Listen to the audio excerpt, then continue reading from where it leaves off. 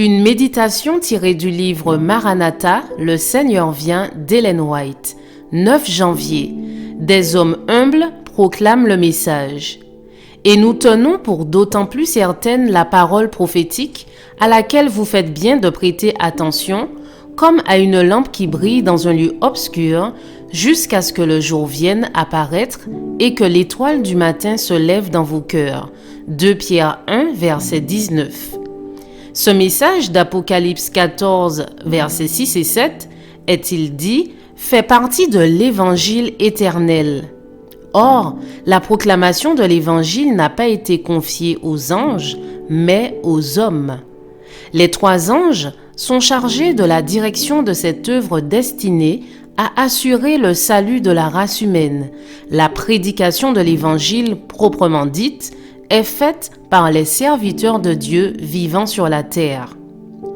Cet avertissement fut effectivement donné au monde par des hommes fidèles, attentifs aux directions de l'Esprit Saint et à l'enseignement des Écritures, des hommes respectueux de la parole prophétique, plus certaine, comparée par l'apôtre Pierre à une lampe qui brille dans un lieu obscur jusqu'à ce que le jour vienne apparaître et que l'étoile du matin se lève dans vos cœurs. Ils en avaient recherché la connaissance comme un trésor plus précieux que l'argent et l'or pur. Proverbe 3, verset 14. C'est à ces hommes-là que le Seigneur révéla ce qui concerne son royaume. L'amitié de l'Éternel est pour ceux qui le craignent et son alliance leur donne instruction. Psaume 25, verset 14. Ceux qui parvinrent à comprendre cette vérité et se consacrèrent à la proclamer ne furent pas de grands théologiens.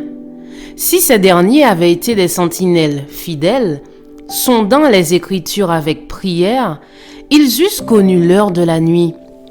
Ils eussent appris par les prophéties les événements qui se préparaient.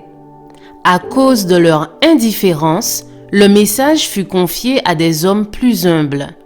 Jésus dit « Marchez pendant que vous avez la lumière, afin que les ténèbres ne vous surprennent point. » Ceux qui se détournent de la lumière que Dieu leur a donnée ou qui ne la reçoivent pas pendant qu'elle est à leur portée, restent dans les ténèbres.